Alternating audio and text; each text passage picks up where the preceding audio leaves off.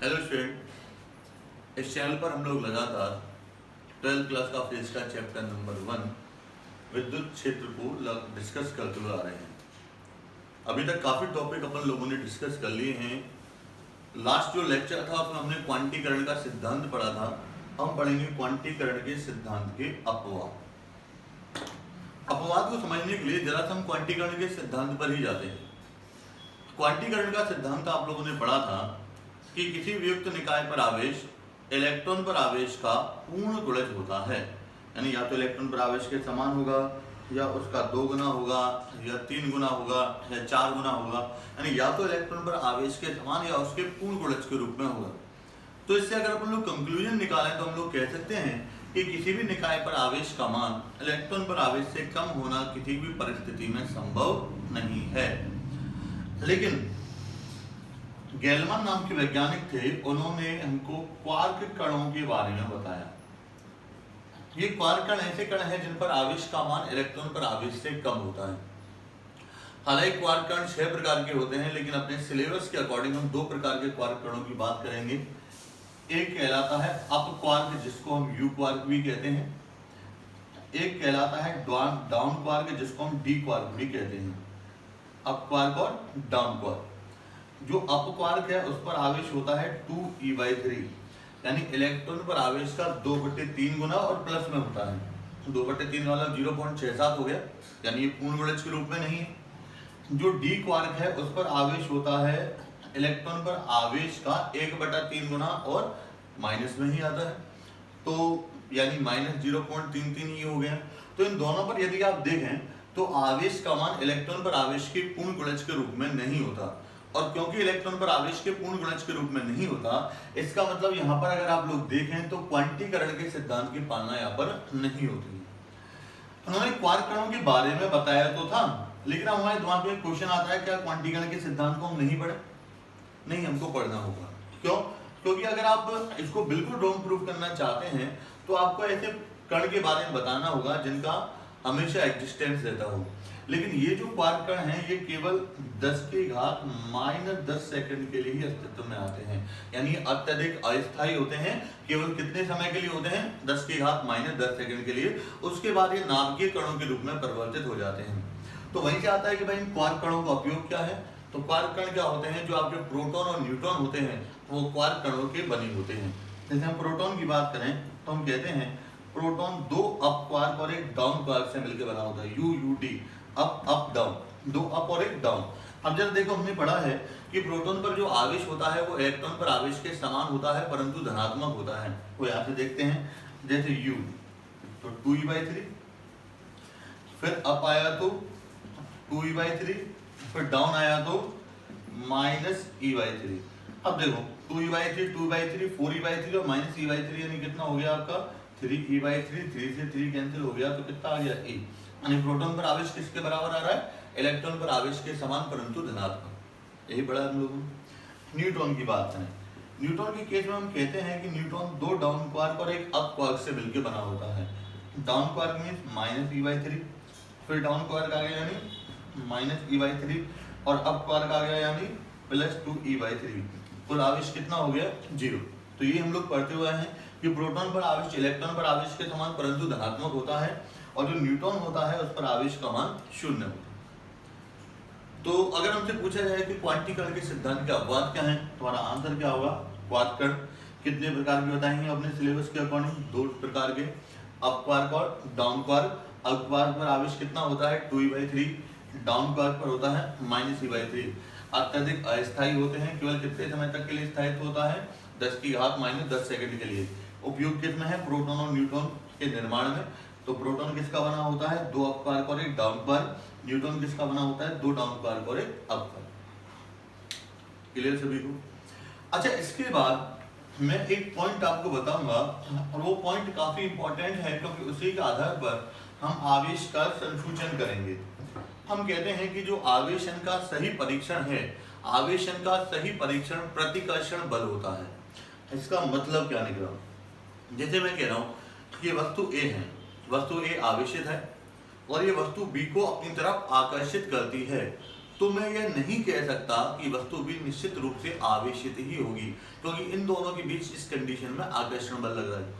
लेकिन अगर सपोज किए कि वस्तु ए आवेशित है और ये वस्तु बी को प्रतिकर्षित करना स्टार्ट कर देती है, तो ये निश्चित रूप से कहा जा सकता है कि वस्तु बी भी वस्तु ए की तरह ही आवेशित है। रिपीट कर रहा हूं, वस्तु ए अगर वस्तु बी को आकर्षित करती है तो आप ये निश्चित रूप से नहीं कह सकते कि वस्तु बी भी आवेशित होगी, लेकिन अगर ये इसको प्रतिकर्षित करती है तो ये कहा जाना संभव है कि जिस तरह से वस्तु ए आवेशित है उसी तरह से वस्तु बी भी आवेशित है। जैसे देखो, हम दो वस्तुओं की बात करते हैं, एक वस्तु ए हो गई और दूसरी वस्तु बी हो गई। मैं कह रहा हूं कि वस्तु ए धनात्मक आवेशित है। अब मैं वस्तु बी की तीन अवस्थाओं की बात करूंगा और देखेंगे कि आकर्षण किस केस में होता है और प्रतिकर्षण किस केस में होता है। सपोज कि ये वस्तु भी धनात्मक आवेशित है, इस पर भी धनात्मक आवेश और इस पर भी धनात्मक आवेश, और हम लोग जानते हैं कि समान प्रकृति वाले आवेशों के मध्य प्रतिकर्षण बल लगता है, तो ये प्लस प्लस को क्या करेगा, प्रतिकर्षित करेगा। भाई वस्तु धनात्मक आवेशित है, वस्तु बी भी धनात्मक आवेश है, दोनों पर समान प्रकृति का आवेश हो गया, तो ये इसको क्या करेगा, प्रतिकर्षित। दूसरा केस देखो, अगर वस्तु ए धनात्मक आवेशित हो और वस्तु बी ऋणात्मक आवेशित हो, तो ये धनात्मक और ये ऋणात्मक दोनों विपरीत प्रकृति के आवेश हो गए, और विपरीत प्रकृति वाले आवेशों के मध्य हम सभी लोग जानते हैं कौन से बल लगते हैं, आकर्षण बल। तो अगर वस्तु ए धनात्मक है और बी भी धनात्मक है तो वस्तु ए वस्तु बी को प्रतिकर्षित करेगी। वस्तु ए धनात्मक है और वस्तु बी ऋणात्मक है तो वस्तु ए वस्तु बी को क्या करेगी, आकर्षित। अब तीसरा, सपोज कि वस्तु ए धनात्मक है और वस्तु बी उदासीन है। आपको याद हो जब मैंने आपको प्रेरण द्वारा आवेशन कराया था तो मैंने उस कंडीशन में आपसे कहा था कि उदासीन वस्तु एक ऐसी वस्तु होती है जिसमें धनात्मक आवेश और ऋणात्मक आवेश की मात्रा समान होती है। यानी अगर ये वस्तु भी उदासीन है तो इसमें धनात्मक आवेश भी है, ऋणात्मक आवेश भी है, दोनों बिल्कुल समान मात्रा। अब देखिए, अब ये प्लस है और इसमें प्लस और माइनस दोनों हैं, तो अभी अभी हमने देखा कि भाई समान प्रकृति के आवेश एक दूसरे को प्रतिकर्षित करते हैं और विपरीत प्रकृति वाले आवेश एक दूसरे को आकर्षित करते हैं। तो ये प्लस इसके प्लस को प्रतिकर्षित करेगा, इसके माइनस को आकर्षित करेगा। जब प्लस को प्रतिकर्षित करेगा तो यहाँ पर आगे प्लस आवेश एकत्रित होने लग जाएगा, यहाँ पर आकर माइनस आवेश एकत्रित होने लग जाएगा, और यहाँ तक हम लोग प्रेरण द्वारा आवेशन में भी पढ़ चुके हैं। अब यहाँ पर आप कहोगे कि भाई यहाँ तो प्रतिकर्षण बल भी लग रहा है और आकर्षण बल भी लग रहा है। अब हमारे पास तीन कंडीशन हो सकती है।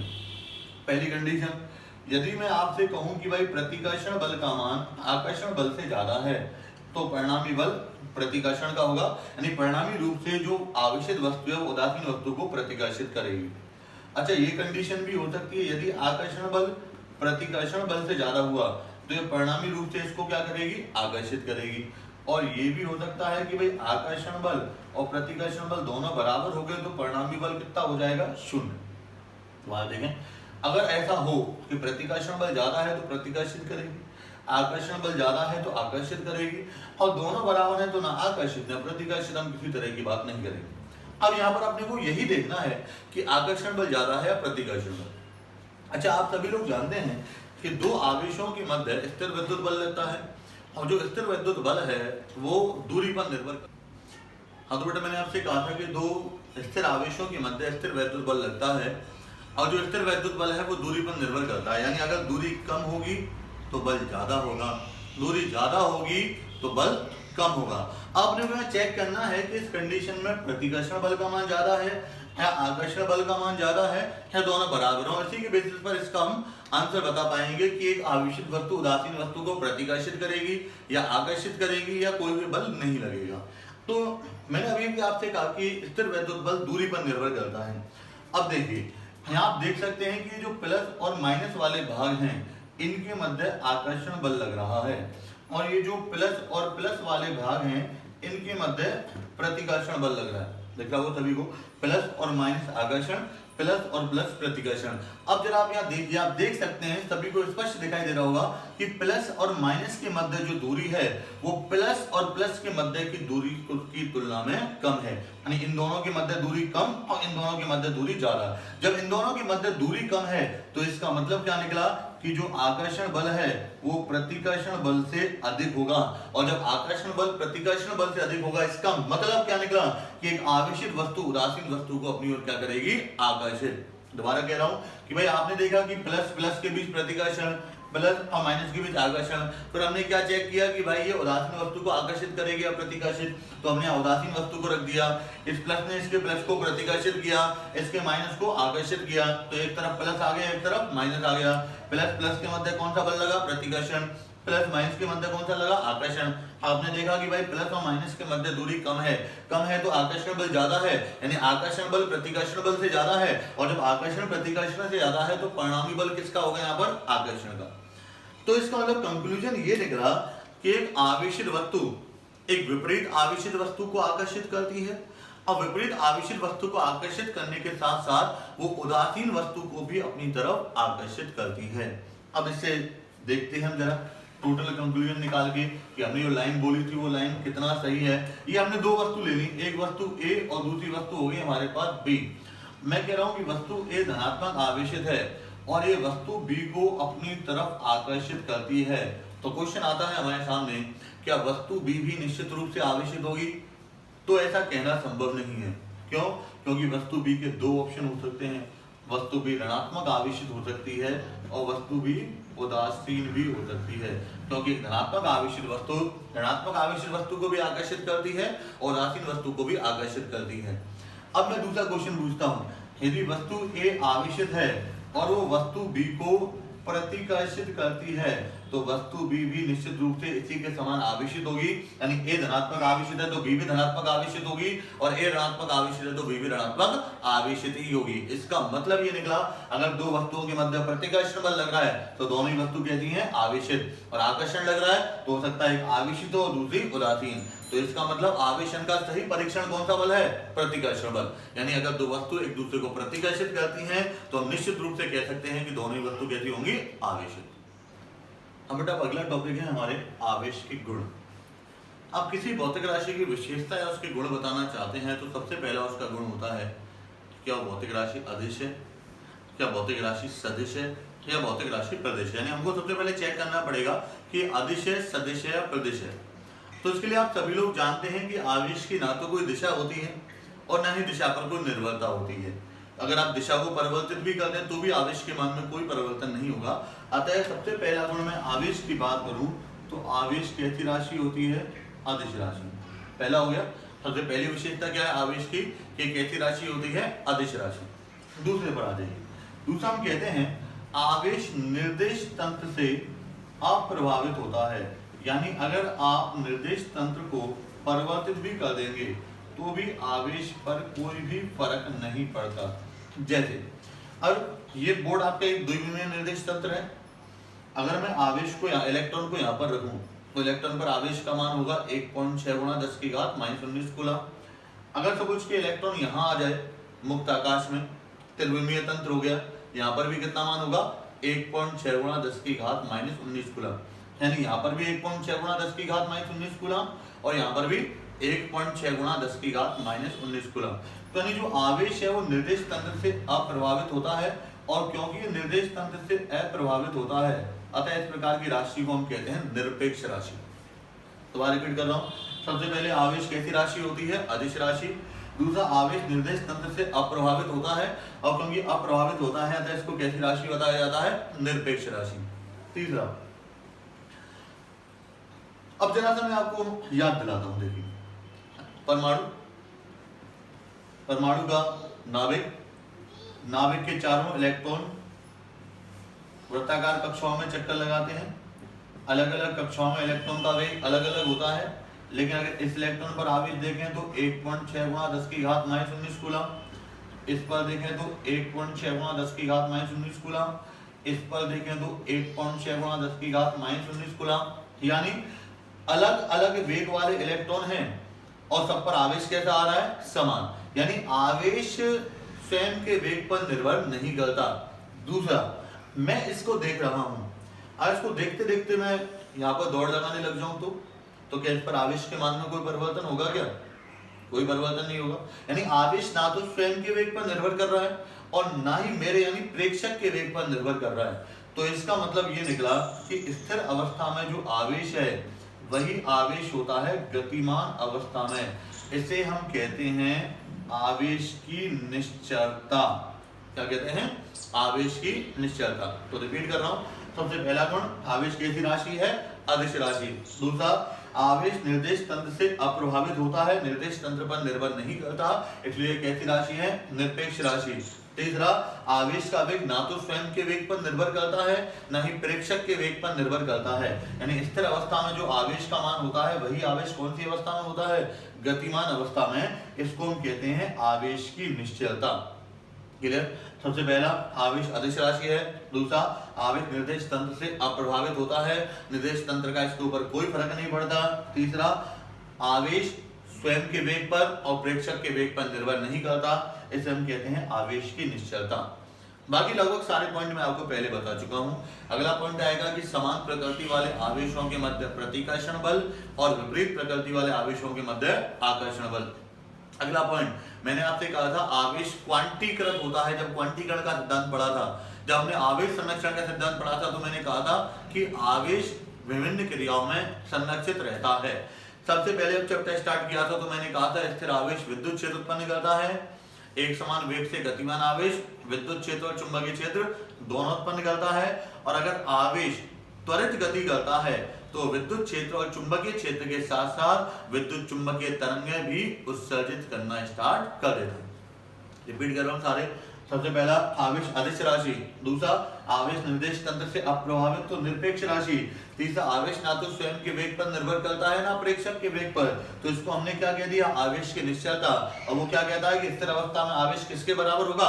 गतिमान अवस्था में आवेश के। चौथा, समान प्रकृति वाले आवेशों के मध्य प्रतिकर्षण बल और विपरीत प्रकृति वाले आवेशों के मध्य आकर्षण बल। अगला, आवेश क्वांटीकृत होता है। अगला, विभिन्न क्रिया में आवेश संरक्षित रहता है। अगला, स्थिर आवेश विद्युत क्षेत्र, एक समान वेग से गतिमान आवेश विद्युत क्षेत्र और चुंबकीय क्षेत्र, और त्वरित आवेश विद्युत क्षेत्र और चुंबकीय क्षेत्र के साथ साथ विद्युत चुंबकीय तरंगें भी उत्पन्न करता है, या विद्युत चुंबकीय तरंगें उत्सर्जित करता है, कुछ भी कह सकते। अगला लास्ट पॉइंट, हम कहते हैं कि आवेश सदैव द्रव्यमान के साथ ही उपस्थित होता है, क्योंकि मैंने क्या बताया था? आवेश द्रव्य का वह गुण, तो यानी आवेश द्रव्य का गुण है ना, तो द्रव्यमान होगा तभी तो आवेश होगा।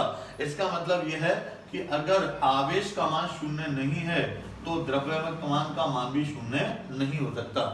यानी अगर आवेश है तो निश्चित रूप से क्या होगा? द्रव्यमान होगा। आवेश एक द्रव्य कण का गुण है, इसलिए आवेश सदैव किसके साथ पाया जाता है? द्रव्यमान के साथ ही पाया जाता है। तो आवेश सदैव द्रव्यमान के साथ उपस्थित होता है। अगर आवेश है तो द्रव्यमान है। इसका मतलब आवेश शून्य नहीं है तो द्रव्यमान शून्य नहीं हो सकता। इसका उल्टा नहीं कह सकते। उल्टा कैसे है? मैं आपसे कहूं कि मैं ये कहूं कि भाई अगर द्रव्यमान शून्य नहीं है तो आवेश भी शून्य नहीं हो सकता, ये बिल्कुल गलत स्टेटमेंट है। क्यों? क्योंकि हमने न्यूट्रॉन के बारे में पढ़ा था कि भाई न्यूट्रॉन का जो द्रव्यमान होता है वो होता है 1.674 गुणा 10 की घात -27 किलोग्राम। लेकिन आप सभी लोग जानते हैं कि न्यूट्रॉन विद्युत उदासीन होता है। इसका मतलब क्या है कि द्रव्यमान तो है परंतु आवेश नहीं है। तो दोबारा रिपीट कर रहा हूं, क्योंकि आवेश क्या होता है? द्रव्य का वह गुण जो विद्युत क्षेत्र और चुंबकीय क्षेत्र उत्पन्न करता है और उसका अनुभव करता है, उसे हम क्या कहते हैं? आवेश। तो आवेश द्रव्य का गुण है ना, तो इसका मतलब यदि आवेश का मान शून्य नहीं है तो वह निश्चित रूप से द्रव्यमान होगा। द्रव्यमान होने पर ही आवेश का होना संभव है। तो आवेश शून्य नहीं है तो द्रव्यमान शून्य नहीं होगा। हाँ, लेकिन इसका उल्टा आवश्यक नहीं है। हो सकता है द्रव्यमान तो हो लेकिन आवेश ना हो, जैसे हम किसकी बात करते हैं? न्यूट्रॉन। ये कहलाते हैं आवेश के गुण। मैं सारे गुण एक बार रिपीट करता हूं। पहला गुण आवेश अदिश राशि है। दूसरा, आवेश निरपेक्ष राशि है क्योंकि निर्देश तंत्र से अप्रभावित रहता है।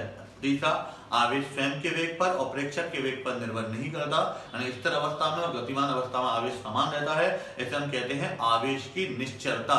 अगला, समान प्रकृति वाले आवेशों के मध्य प्रतिकर्षण बल और विपरीत प्रकृति वाले आवेशों के मध्य आकर्षण बल।